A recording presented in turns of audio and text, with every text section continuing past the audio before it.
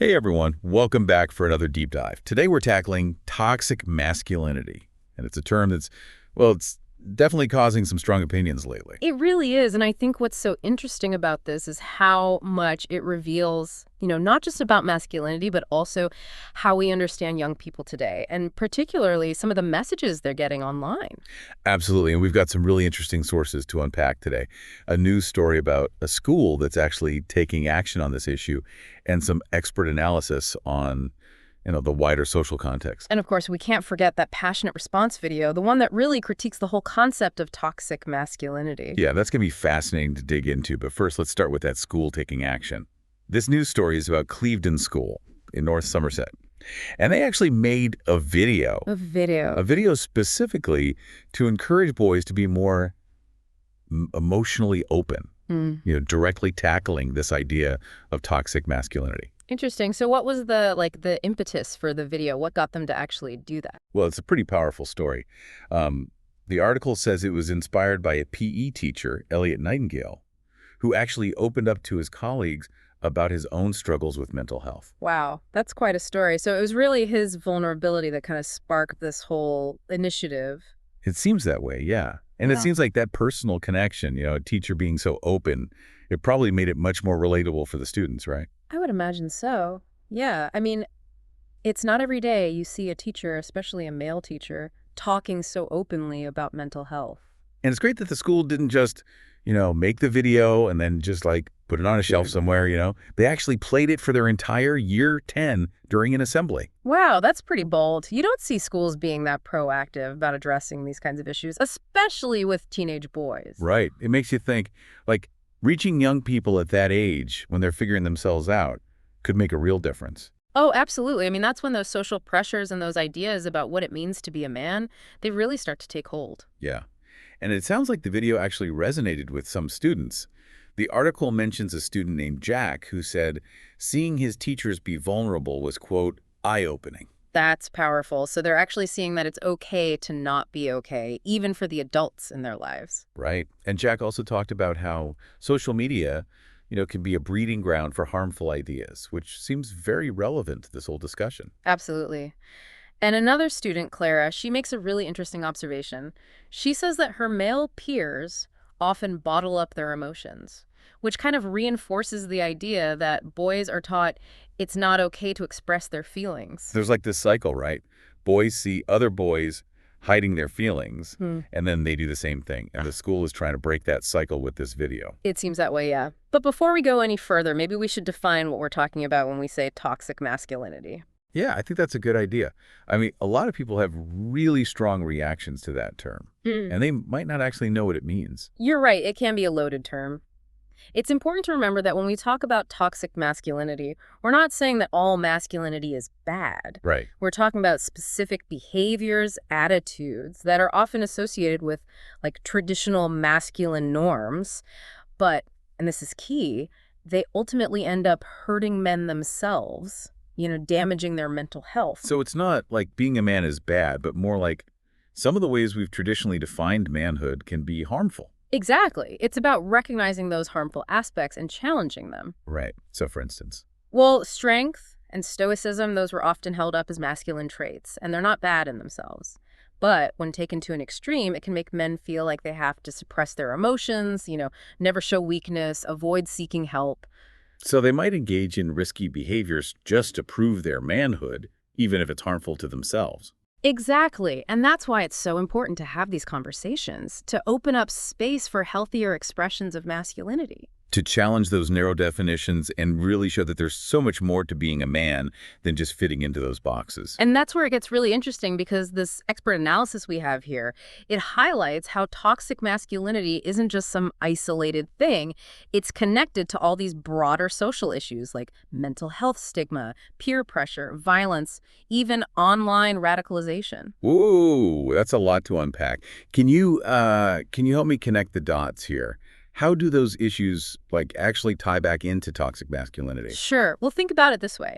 If boys are constantly told to hide their emotions, to man up, they may not develop the skills they need to deal with things like stress or sadness in healthy ways. So if they're never allowed to express those emotions, they don't learn how to process them in a healthy way. Exactly. And that can lead to all sorts of problems, anxiety, depression, substance abuse. It's like they're carrying this heavy weight around with them and they don't know how to put it down.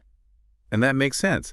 But how does that relate to something like online radicalization? Like, how do those two things connect?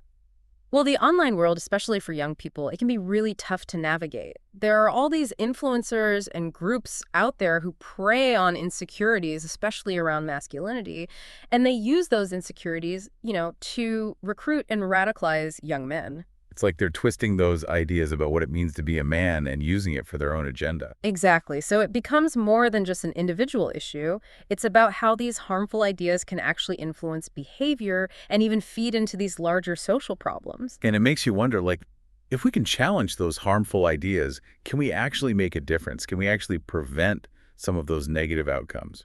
That's the hope, right.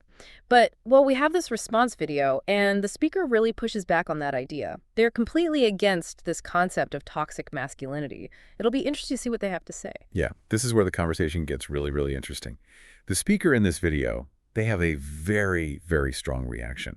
They call toxic masculinity an awful phrase. And they even say it's like a strategy to emasculate men. Okay, so they're really feeling threatened by this concept. It's interesting that they use that word emasculate. It suggests that they see any challenge to traditional masculinity as an attack on their very identity. And it gets even more intense. The speaker, they seem to almost idealize Russia, hoping that Russia stays untouched by what they call a woke culture virus. Woke culture virus. Interesting choice of words. It's almost like they're framing this whole debate as a kind of cultural war, with the West being infected by these progressive ideas and Russia representing like this bastion of true masculinity. Right. It's like they're drawing this line in the sand saying this is what a real man is, and anything that deviates from that is somehow wrong or dangerous. And they even bring in a conspiracy theory, talking about indoctrination. They even suggest that teaching about toxic masculinity is part of some kind of larger agenda to control people. Whoa. Okay, so we're definitely getting into some pretty deep waters here. There's a lot to unpack in that response. And maybe we should start by addressing this idea that acknowledging vulnerability somehow equals weakness, because that seems to be at the core of their argument. Yeah, they seem to be really twisting that phrase, real strength comes from vulnerability, into something that it's not. It's like they're saying that admitting you have flaws or weaknesses somehow makes you less of a man. Right, and that's such a harmful misconception. Vulnerability isn't weakness. It actually takes a lot of strength and self-awareness to acknowledge your limitations. Yeah. To ask for help when you need it, to show your emotions. Exactly. To be authentic and to connect with others on a deeper level, you need that vulnerability. So it's not about being weak or submissive. It's about having the strength to be real, even when it's difficult. Exactly. And that's something we need to teach boys, that being vulnerable, being open about their feelings, that doesn't make them less of a man. It actually makes them stronger.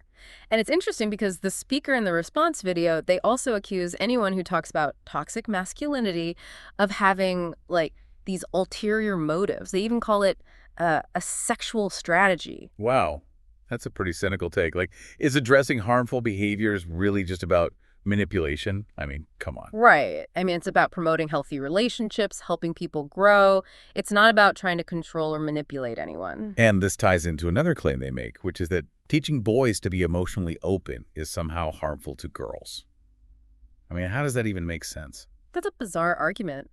Raising emotionally intelligent boys benefits everyone. It helps them have healthier, more respectful relationships with everyone in their lives. So it's not like some kind of zero-sum game where if one gender benefits, the other one loses out. Exactly. Challenging toxic masculinity, it's not about taking anything away from men. It's about giving them more tools to navigate the world in a healthy way, in a fulfilling way. It's about expanding what it means to be a man, not limiting it. Exactly. And when men are healthier, when they're able to express themselves authentically, it benefits everyone around them, men, women, society as a whole. Okay, I'm following you. But the speaker of the video also mentioned Jordan Peterson, who was pretty popular, especially among young men. How does he fit into all of this? That's a great question. Jordan Peterson, he's a clinical psychologist and an author, and he's really gained this huge following in recent years. And a lot of it has to do with his work on personal responsibility, finding meaning, navigating life's complexities. I've definitely heard of him. But could you, give me a quick rundown of his core ideas? Sure. So Peterson, he really emphasizes things like self-discipline, taking ownership of your choices and finding meaning through responsibility. He argues that like facing your fears, facing those challenges head on, that's the path to growth rather than avoiding them. That's interesting. But how does that connect back to, our conversation about toxic masculinity? Well, if you think about it, Peterson's focus on responsibility, it really aligns with the idea that men need to take responsibility for their emotions and their actions, not suppress them. No, so taking responsibility for your emotional well-being, that can actually be a form of strength, which kind of aligns with like Peterson's overall message, right? Yeah, exactly. And it really challenges that traditional notion that a real man never shows weakness, never asks for help. I'm starting to see the connection. This is a lot to think about. It is a lot to think about, and we're just, scratching the surface here. But it does seem like there's this real tension, between those traditional ideas about masculinity and this push for a healthier, more emotionally open approach. It's like we're at this crossroads. We're trying to figure out how to redefine masculinity for like a new generation. I think you put that perfectly. And it's not an easy task, right? There's a lot of fear, there's a lot of resistance, as we saw in that response video. But there are also a lot of people, men and women, who are working to create a more positive and inclusive vision of what it means to be a man. Like the people at Clevedon School. Yeah. Do you think that kind of initiative, creating a video like that, can actually make a difference? Well, I think it's a really great starting point. It's about opening up that conversation and showing young people that there are other ways to be a man, ways that are healthier and ultimately more fulfilling. But just showing them a video isn't going to like magically change everything overnight, right? Yeah. What else needs to happen? You're right. It's definitely more complex than that. I think one of the most important things is to highlight positive role models. Men who embody strength and resilience, but who are also emotionally open, empathetic, and respectful. Like the PE teacher, the one who inspired the video. Mm-hmm. He sounds like a great example. Absolutely. And it's not just about those individual role models. It's about creating environments where boys feel safe expressing their emotions, being vulnerable. And that starts with families, with schools, with communities. It's like we need this cultural shift away from that boys don't cry mentality towards something much more nurturing, more accepting. I couldn't agree more. It's about creating a space where boys feel supported, encouraged to be their authentic selves, no matter what society might be telling them. That's such an important point. But it also feels like, a really big challenge. Like, how do we actually make that happen on a larger scale? Well, education is huge. It's not just about, teaching boys those traditional academic subjects. It's about equipping them with the tools they need to navigate a complex world, especially the online world. That's so true. The internet can be like a minefield, especially when it comes to topics like masculinity. Exactly. So we need to give them those critical thinking skills, teach them media literacy, encourage open dialogue. All of that's essential for helping young people sift through all the noise and figure out what's healthy and what's not. And maybe it's not just about protecting boys from those negative influences. Maybe it's also about empowering them to be like agents of change. Yes, absolutely. Encourage them to challenge those harmful stereotypes, to speak up when they see injustice, to support their peers who might be struggling. It's about fostering that sense of responsibility, helping them be allies in creating a more equitable and more just world. Precisely. And it all circles back to this idea of addressing toxic masculinity. It's not just about individual well-being. It's about creating a society where everyone has the opportunity to thrive. I'm really starting to see the bigger picture now. It's like all these issues, they're interconnected. And, working together, we can actually make a positive difference. Exactly. It's an ongoing process. There's no quick fix. But engaging in these conversations, challenging those norms, promoting positive role models, that's how we create change. This has been so insightful. I feel like I've learned so much. But before we move on, I want to circle back to something the speaker in the response video said. They kept using this like analogy of a shark or a tuna to describe what a real man should be. What are your thoughts on that? That's an interesting point. It seems like they're really clinging to this very traditional, almost primal view of masculinity. Strength equals aggression, dominance. Anything else is weakness. And like we talked about earlier, that kind of rigid, narrow definition of masculinity, it can be so harmful. It limits men's choices, limits their emotional range, and it can even lead to those destructive behaviors. Right. It perpetuates a system that doesn't work for anyone. So maybe instead of sharks and tuna, we need to start thinking about masculinity in a more adaptable way. Like, what if we use the analogy of a chameleon instead? A chameleon. I Yeah. like that. They can Yeah. like adapt to different environments, change their colors. Exactly. And that kind of reflects the idea that men should be able to, express themselves authentically in different situations. They can be strong, they can be assertive when they need to be, but they can also be empathetic, they can be compassionate. So it's about having that flexibility, being able to adapt and respond to the complexities of life. Precisely. It's about expanding those possibilities, not limiting them, and recognizing that true strength comes from embracing our full humanity, not from conforming to those rigid stereotypes. Okay, that makes a lot of sense. It's like that saying, be the change you want to see in the world. Maybe instead of trying to fit into those outdated boxes, we should encourage boys and everyone, really, to just be themselves, to express themselves authentically. I love that. It's about recognizing that we all have something unique to offer, and that diversity of expression, it makes us stronger as a society. This conversation has given me so much to think about, and I'm sure our listeners are feeling the same way. But before we get too carried away, it's time to move on to the final part of our deep dive. Okay, so we're back and ready for the final part of our deep dive into toxic masculinity. We've covered a lot of ground, talking about the definition, the controversy, the impact this all has on, well, individuals and society as a whole. Yeah. But now I want to shift gears a bit. Let's talk about the future. Like, how do we actually raise boys in a way that promotes healthy masculinity? How do we help create a world where everyone can just thrive? That's the question, isn't it? The million-dollar question. And there's no easy answer, no one-size-fits-all solution. But I do think there are some key principles that can help guide us. Okay, I'm all ears. What are some things, like tangible things, that parents, educators can actually do to help boys develop healthier attitudes, healthier relationships? Well, for me, it all starts with communication. We need to create environments where boys feel safe expressing their emotions without feeling judged or ashamed. So it's not about forcing them to talk, but like letting them know it's okay to share what they're feeling and really listening to them when they do. Exactly. And sometimes it's about helping them develop a vocabulary for those emotions, because sometimes boys act out not because they're trying to be difficult, but because they just don't have the words to express what they're going through. That makes a lot of sense. But what about those times when boys do engage in those classic toxic behaviors, like getting aggressive or trying to dominate others? How do you address that in a way that's both firm and compassionate? It's tricky, for sure. It's a balancing act. We need to set clear boundaries. There have to be consequences, but we also need to help them understand the impact of their actions. So it's not just about punishment, it's about helping them develop empathy, right? Exactly. It's about helping them see things from other people's perspective, to understand that their actions have consequences, and that those consequences can hurt others. This all sounds great in theory, but Yeah. what does it look like in practice?